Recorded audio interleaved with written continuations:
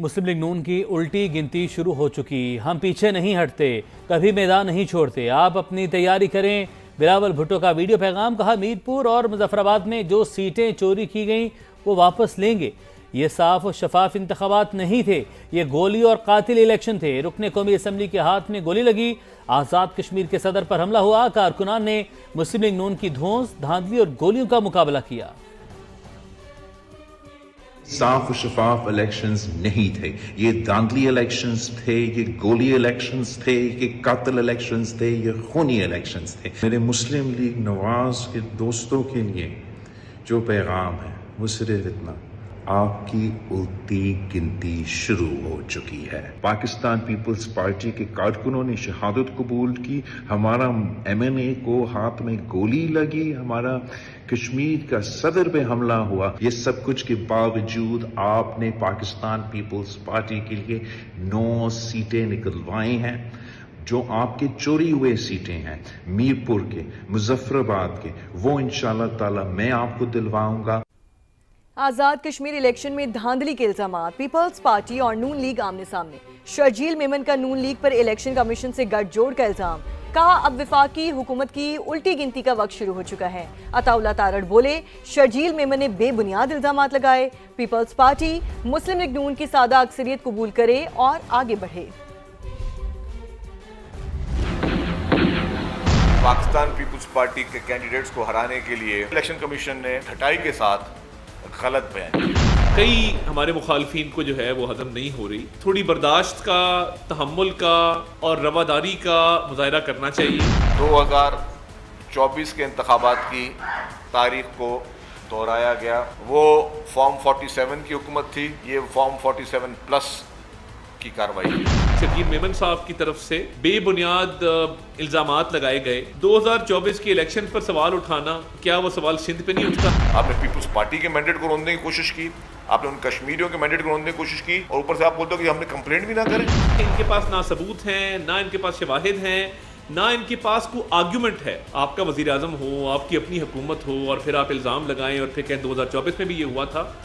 تو میں یہ سمجھتا ہوں کہ یہ افسوسناک ہے. میں یہ سمجھتا ہوں کہ وفاقی حکومت کی الٹی گنتی گننے کا وقت اب شروع ہوا جاتا ہے. جو نوک جھوک ہے بالکل یہ چلتی ہے, جمہوریت کا حصہ ہے, سیاسی نظام کا حصہ ہے, مگر اب یہ جو الزام تراشی کی جا رہی ہے اس کا نتیجہ کوئی نہیں نکلے گا. پاکستان پیپلز پارٹی آخری مرحلے تک میدان خالی نہیں چھوڑی. ان نتائج کو خوش دلی سے تسلیم کریں اور آگے بڑھیں, یہی جمہوری عمل کا تقاضا ہے. آزاد کشمیر قانون ساز اسمبلی کے انتخابات کے دوسرے مرحلے میں مسلم لیگ نون نے میدان مار لیا.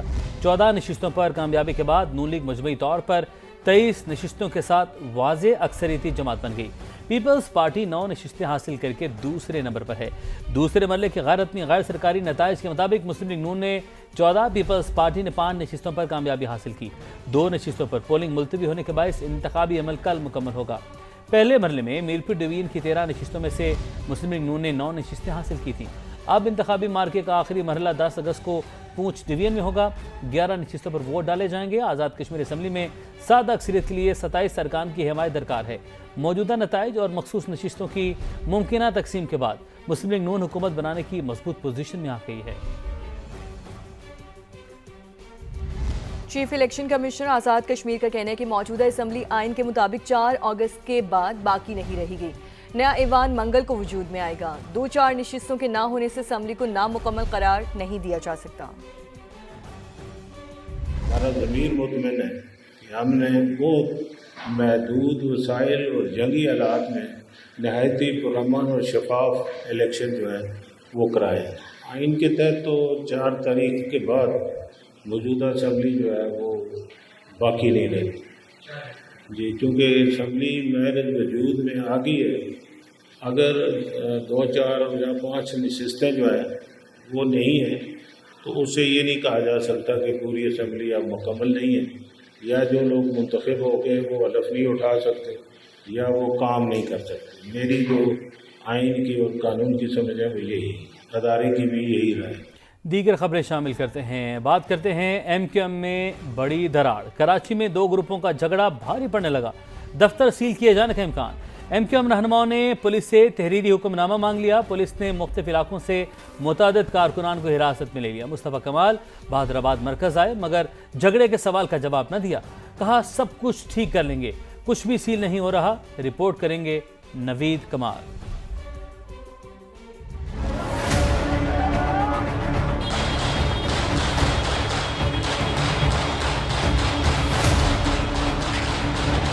MQM के मरकज बहादुराबाद पर दो ग्रुपों में झगड़ा। गुज़िश्ता रोज पेश आए वाक़ये के बाद पुलिस के मुख्तलिफ इलाकों में छापे, मुतादिद कारकुनान को हिरासत में ले लिया गया। पुलिस टीम मुत्तहिदा के मरकजी दफ्तर को सील करने पहुंची तो कारकुनान से सामना हुआ। MQM रहनुमाओं ने पुलिस से तहरीरी हुक्मनामा मांग लिया। कोई लेटर नहीं है, रिटर्न में कोई लेटर नहीं है। वर्बल बात की थी SHO ने, तो हमने कहा SHO को आप यहाँ से चले जाएं, क्यों हम ये टेंस का एक माहौल क्रिएट हो रहा है। मुस्तफ़ा कमाल भी बहादुराबाद मरकज पहुँचे, झगड़े के सवाल पर जवाब देने से गुरेज किया। कहा कुछ भी सील नहीं हो रहा, सब ठीक हो जाएगा। कुछ भी सील बिल नहीं हो रहा और ठीक हो जाएगा सर, नो वरी, कोई मसला नहीं।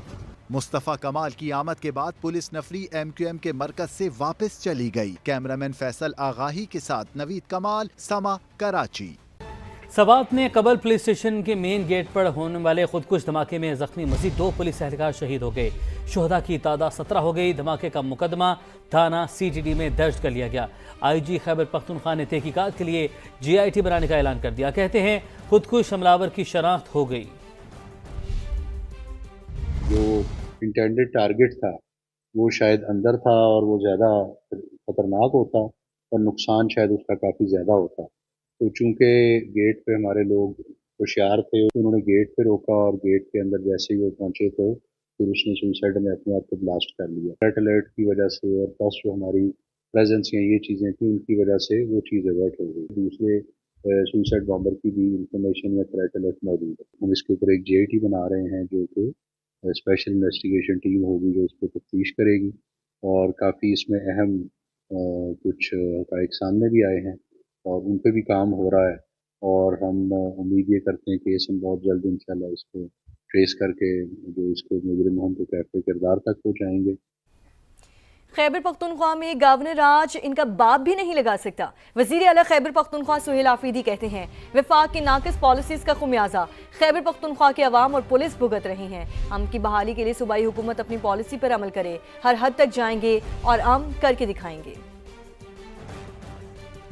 की हुकूमत जो है वो फॉर्म 47 की हुकूमत है, वो अवामी मैंडेट से नहीं आई। गवर्नर राज इनका बात भी नहीं लगा सकते, उनके पास कोई इख्तियार ही नहीं है। वो ना समझती है ना उनके पास कोई पॉलिसी है। यहाँ पर खैबर पख्तूनख्वा में जो है अवामी मैंडेट से हुकूमत आई है, हमने अपने अवाम का सोचना है और हम बेहतर पॉलिसी ला सकते हैं। हमें जो है मजीद सख्त पॉलिसी अपनानी होगी और इसके लिए हमने हर हद तक जाना है और इस दफ़ा इंशाअल्लाह ताला ये मैं आपको करके दिखाऊंगा। यहाँ पर अमन इंशाअल्लाह ताला हम लाएंगे। खैबर पख्तूनख्वा की आवाम भी कड़ी होगी और खैबर पख्तूनख्वा की पुलिस भी कड़ी होगी और इंशाअल्लाह ताला मैं आपसे वादा करता हूँ कि खैबर पख्तूनख्वा में अमन ला कर दिखाएंगे। सरप्लस चीनी फौरी बरामद की जाए। पाकिस्तान शुगर मिल्स एसोसिएशन ने नायब वज़ीर आज़म और वज़ीर बराए नेशनल फूड सिक्योरिटी को खत लिख दिया है। तफसीलात हासिल करेंगे ज़हीर अली से। ज़हीर, अपडेट कीजिए। शुगर मिल्स एसोसिएशन की जानिब से खत लिखा गया और इससे पहले भी 2 दफ़ा जो दरख्वास्त की गई थी कि जो सरप्लस चीनी है उसको एक्सपोर्ट करने की इजाज़त दी जाए और अभी फिर डिप्टी प्राइम मिनिस्टर इसहाक डार और वज़ीर रज़ाई तहफ़्फ़ुज़ राना तनवीर को खत लिखा है और उसमें ये कहा गया है कि जो 15 जून का हमारे पास स्टॉक मौजूद है उसको मद्देनज़र रखते हुए 15 जुलाई 2026 तक मुल्क में 34 लाख मेट्रिक टन चीनी के स्टॉक मौजूद है और चीनी की जो माना औसत खपत है वो 5,256 लाख से ज़ायद है। लिहाजा क्रैशिंग सीजन में 11,58,000 मेट्रिक टन चीनी का बड़ा ज़ख़ीरा दस्तियाब होगा। लिहाजा जो दरख्वास्त